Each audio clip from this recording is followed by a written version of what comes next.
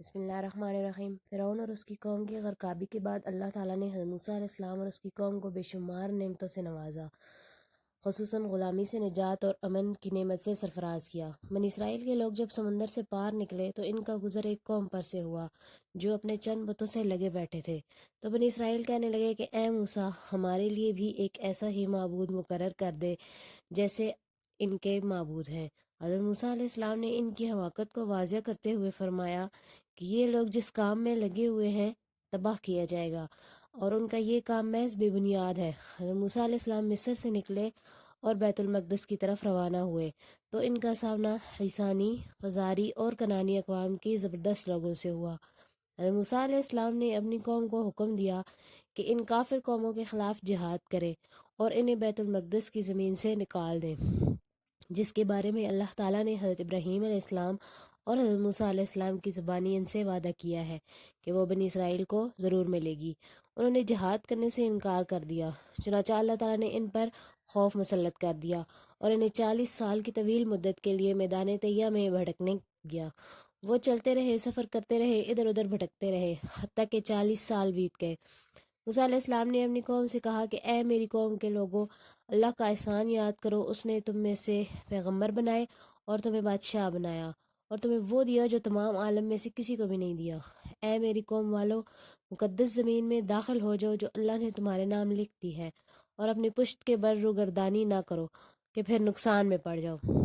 انہوں نے جواب دیا کہ اے موسیٰ، وہاں تو زور آور سرکش لوگ ہیں، اور جب تک وہاں سے نہ نکل جائیں ہم تو ہرگز وہاں نہ جائیں گے۔ ہاں، اگر وہ وہاں سے نکل جائیں تو ہم بخوشی چلے جائیں گے۔ دو شخصوں نے جو اللہ تعالیٰ سے خوف کھانے والوں میں سے تھے، جن پر اللہ تعالیٰ کا فضل تھا، انہوں نے کہا کہ تم ان کے مقابلے میں دروازے تک تو پہنچ جاؤ، دروازے میں قدم رکھتے ہی یقیناً تم غالب آ جاؤ گے۔ اگر تم مومن ہو تو تمہیں اللہ تعالیٰ پر ہی بھروسہ رکھنا چاہیے۔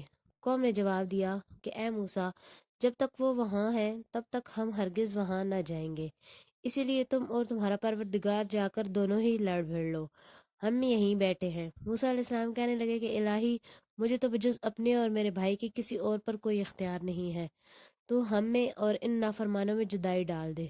ارشاد ہوا کہ اب یہ زمین ان پر 40 سال تک حرام کر دی گئی ہے، یہ خانہ بدوشوں کی طرح ادھر ادھر سرگرداں رہیں گے، اسی لیے تم ان فاسقوں کے بارے میں غمگین نہ ہونا۔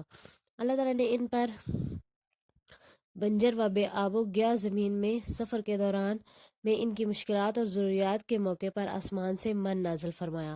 جب صبح ہوتی تو گھروں کے درمیان مل جاتا اور وہ اس میں سے کل تک کی ضرورت کے مطابق لے لیتے۔ اگر کوئی شخص زیادہ مدت کے لیے جمع کرتا تو وہ خراب ہو جاتا، اور اگر کوئی تھوڑا لیتا تو وہ اس کے لیے کافی ہو جاتا، اور اگر کوئی بلا ارادہ زیادہ لیتا تو خرچ ہو جاتا، کچھ نہ بچتا۔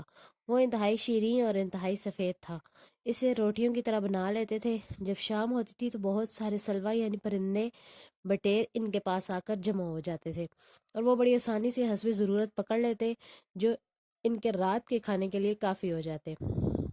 جب گرمی کا موسم آتا تو اللہ تعالیٰ ان پر بادلوں کا سایہ کر دیتا، جس سے وہ سورج کی تیز دھوپ اور شدید گرمی سے محفوظ رہتے۔ جب موسیٰ علیہ السلام کے پتھر پر عصا مارنے سے ان کے لیے اللہ کی قدرت سے 12 چشمے جاری ہو گئے۔ ہر قبیلے کے لیے ایک چشمہ تھا، جس میں پہلے تھوڑا تھوڑا پانی جمع ہوتا، پھر وہ میٹھا پانی تیزی سے بہنے لگتا۔ وہ خود بھی پیتے اور اپنے جانوروں کو بھی پلاتے، اور ضرورت کے مطابق ذخیرہ بھی کر لیا کرتے تھے۔ یہ اللہ کی عظیم نعمتیں اور عطیات تھے ان لوگوں کے لیے، لیکن ان لوگوں نے ان کا کما حق و خیال نہ رکھا، نہ ان کا شکر ادا کرتے ہوئے کما حق و عبادت کی، بلکہ بعد میں ان سے بہت سے افراد ان نعمتوں سے تنگ آ گئے اور ان کے بدلے زمین سے اگنے والی ترکاریاں اور پیاز وغیرہ مانگنے لگے۔ حضرت موسیٰ علیہ السلام نے انہیں سختی سے تنبیہ کرتے ہوئے فرمایا کہ بہتر چیز کے بدلے میں ادنیٰ چیز کیوں طلب کرتے ہو؟ اچھا شہر میں جاؤ، وہاں پسند کی ہر چیز ملے گی، یعنی موجودہ بے مثال نعمتوں کے بدلے جن چیزوں کا تم مطالبہ کر رہے ہو وہ تو ہر چھوٹی بڑی بستی کو حاصل ہے۔ جب تم وہاں جاؤ تو تمہیں یہ ادنیٰ چیزیں مل سکتی ہیں، لیکن یہاں میں تمہارا مطالبہ پورا نہیں کروں گا۔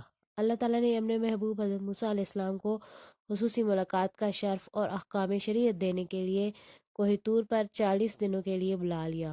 موسیٰ علیہ السلام نے وہاں پر دیدار الہی کی خواہش کا اظہار کیا، جسے اللہ پاک نے کچھ اس انداز میں بیان فرمایا: اور ہم نے موسیٰ سے 30 رات کی میعاد مقرر کی اور 10 راتیں اور ملا کر اسے پوری 40 راتیں کر دیا۔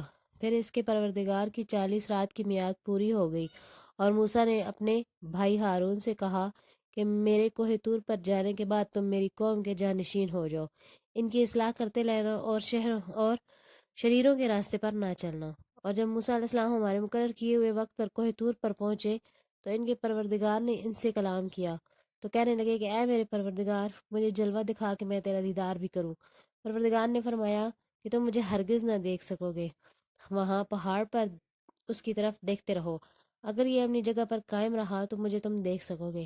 جب ان کے پروردگار نے پہاڑ پر جلوہ نما ہوئے تو تجلی انوار سے اس پہاڑ کو ریزہ ریزہ کر دیا اور موسیٰ علیہ السلام بے ہوش ہو کر گر پڑے۔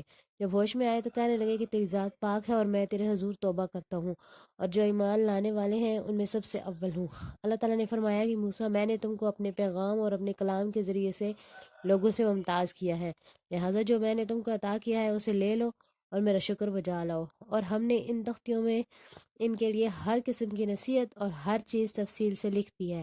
پھر ارشاد ہوا کہ اسے مضبوطی سے تھامے رہو اور اپنی قوم سے بھی کہہ دو کہ ان باتوں کو جو اس میں درج ہیں وہ بہت بہتر ہیں، ان کو پکڑے رہیں، میں ان قریب تم کو نافرمان لوگوں کا گھر دکھاؤں گا۔ جو لوگ زمین میں ناحق غرور کرتے ہیں ان کو اپنی آیتوں سے پھیر دوں گا، اگر یہ سب نشانیاں بھی دیکھ لیں تو بھی ان پر ایمان نہ لائیں گے، اور اگر سیدھا راستہ دیکھیں تو اسے اپنا راستہ نہ بنائیں گے،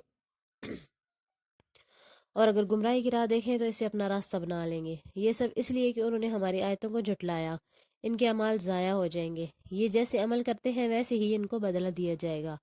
متعدد صحابہ کرام اور تابعین سے مروی ہے کہ 30 راتوں سے مراد ذوالقعدہ کا پورا مہینہ اور ذوالحجہ کے 10 دنوں کے ساتھ 40 رات کی مدت مکمل ہوئی۔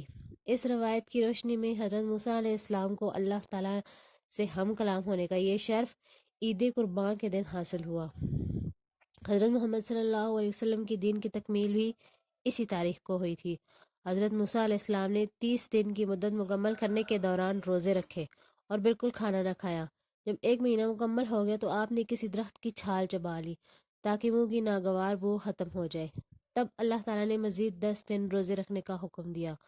اسی طرح کل مدت 40 دن ہو گئی۔ جب حضرت موسیٰ علیہ السلام کو طور پر تشریف لے گئے تو اس دوران ان کی قوم میں ایک شخص آیا جس کا نام ہارون سامری تھا۔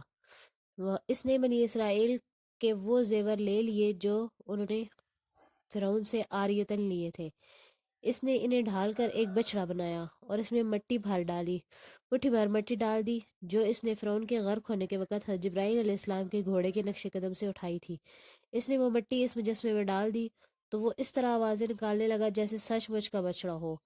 اس پر وہ لوگ خوش ہو کر اس کے ارد گرد ناچنے لگے۔ وہ کہنے لگے یہی تمہارا بھی معبود ہے اور موسیٰ کا بھی، لیکن موسیٰ بھول گیا ہے، یعنی موسیٰ کو یاد نہیں رہا کہ معبود تو ہمارے پاس ہے اور وہ اسے کہیں اور ڈھونڈتا پھر رہا ہے۔ اللہ تعالیٰ کی ذات ان فضول باتوں سے بہت بلند تر ہے، وہ مقدس اسماء و صفات سے متصف ہے، اس کی نعمتیں بے شمار اور بے حد و حساب ہیں۔ جب موسیٰ علیہ السلام نے واپس آ کر بچڑے کی پوجا میں انہیں مشغول دیکھا تو وہ تختیاں نیچے پھینک دیں جن پر تورات لکھی ہوئی تھی۔ قرآن کریم کے الفاظ ہیں کہ موسیٰ علیہ السلام نے تختیاں زمین پر ڈال دی۔ اس کے بعد موسیٰ علیہ السلام نے انہیں زجر و توبیح کی اور انہوں نے ایک عذر پیش کیا جو درست نہیں تھا۔ کہنے لگے کہ ہم پر جو قوم کے زیورات کے جو بوجھ لاد دیے گئے تھے ہم نے انہیں ڈال دیا۔ انہوں نے فرعونیوں کے زیوروں کو اپنے قبضے میں رکھنے میں حرج محسوس کیا، حالانکہ وہ دشمنوں سے حاصل ہونے والا مال تھا جسے لینے کا حکم انہیں اللہ تعالیٰ نے دیا تھا، لیکن جہالت اور کم عقلی کی وجہ سے انہیں بچڑے کا مجسمہ پوجنے میں کوئی حرج محسوس نہ ہوا جو محض ایک بے روح جسم تھا۔ پھر آپ اپنے بھائی ہارون علیہ السلام کی طرف متوجہ ہوئے اور فرمایا کہ اے ہارون، انہیں گمراہ ہوتے ہوئے دیکھ کر تمہیں کس چیز نے روکا تھا کہ تم میرے پیچھے نہ آیا؟ یعنی آپ کو چاہیے تھا کہ میرے پاس آ کر ان کی اس غلط رویے کی اطلاع دیتے۔ انہوں نے عرض کی کہ مجھے تو صرف یہ خیال دامنگیر ہوا کہ کہیں آپ یہ نہ کہیں کہ تو نے بنی اسرائیل میں تفرقہ ڈال دیا ہے، یعنی آپ انہیں چھوڑ کر میرے پاس آ گئے ہیں، حالانکہ میں آپ کو اپنا نائب بنا کر آیا تھا۔ حضرت موسیٰ علیہ السلام نے فرمایا کہ اے میرے رب، میری اور میرے بھائی کی خطا معاف فرما اور ہم دونوں کو اپنی رحمت میں داخل فرما، تو سب رحم کرنے والوں میں سے زیادہ رحم کرنے والا ہے۔ حضرت موسیٰ علیہ السلام نے حضرت ہارون علیہ السلام کو بھی دعا میں شامل کیا۔ کیونکہ انہوں نے لوگوں کو اس جرم عظیم سے سختی سے منع کیا تھا اور پہلے ہی ان سے کہہ دیا تھا کہ اے میری قوم، اس بچڑے سے تو صرف تمہاری آزمائش کی گئی ہے، یعنی اللہ کی تقدیر سے تمہیں آزمانے کے لیے اس میں آواز پیدا کی گئی ہے۔ تمہارا حقیقی پروردگار تو رحمان ہی ہے، یہ بچڑا نہیں۔ لہٰذا میری بات سن کر تم سب میری پیروی کرو اور میری بات مانتے جاؤ۔ اس پر لوگوں نے کہا کہ موسیٰ علیہ السلام کے آنے تک تو ہم اسی کے مجاور بن کر بیٹھے رہیں گے۔ اللہ تعالیٰ نے ہارون علیہ السلام کے حق میں گواہی دی کہ انہوں نے لوگوں کو بچڑے کی عبادت سے منع کیا، لیکن لوگوں نے ان کی بات نہیں مانی۔ پھر موسیٰ علیہ السلام سامری کی طرف متوجہ ہوئے اور فرمایا کہ سامری، تیرا کیا معاملہ ہے؟ تو نے یہ کام کیوں کیا؟ اس نے کہا، مجھے وہ چیز دکھائی گئی ہے جو انہیں نہیں دکھائی گئی، یعنی جبرائیل علیہ السلام نظر آئے جب وہ گھوڑی پر سوار تھے، تو میں نے ان کے گھوڑے کے نقش قدم سے ایک مٹھی بھر لی۔ بعض مفسرین کہتے ہیں کہ سامری نے دیکھا کہ جہاں گھوڑی قدم رکھ رہی ہے وہاں گھاس اگاتی ہے، اس نے وہاں سے مٹھی بھر لی، پھر جب وہ سونے کے بچڑے میں ڈال دی تو اس سے آواز آنے لگی۔ اسی طرح میرے دل نے مجھے یہ بات سمجھا دی۔ موسیٰ علیہ السلام نے فرمایا کہ اچھا جا، دنیا میں بس تیری یہی سزا ہے کہ تو کہتا رہے کہ مجھے نہ چھونا۔ سامری کو یہ بد دعا لگ گئی اور اسے کوئی نہ چھوئے، کیونکہ اس نے وہ چیز چھوئی تھی جسے چھونا جائز نہ تھا۔ اس دنیا میں اس جرم کی یہ سزا ملی اور آخرت میں بھی اس کو عذاب ہوگا۔ فرمان الہی ہے کہ اب تو اس معبود کو بھی دیکھ لینا جس کا تو اعتکاف کیے ہوئے تھا، یعنی ہم اسے جلا کر سمندر میں ریزہ ریزہ اڑا دیں گے۔ چنانچہ حضرت موسیٰ علیہ السلام نے بچڑے کو آگ میں جلا دیا اور اسے سمندر میں بکھیر دیا، اور بنی اسرائیل کو اسے پینے کا حکم دیا۔ جس جس نے بھی بچڑے کی پوجا کی تھی ان کے ہونٹوں پر اس کی راکھ چپک گئی۔ بعض مفسرین کہتے ہیں کہ ان کے رنگ زرد ہو گئے۔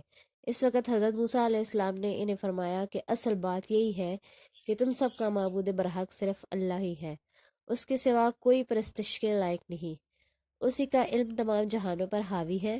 جب حضرت موسیٰ علیہ السلام نے اپنی قوم سے کہا کہ اے میری قوم، بچڑے کو معبود بنا کر تم نے اپنی جانوں پر ظلم کیا ہے، اب تم اپنے پیدا کرنے والے کی طرف رجوع کرو۔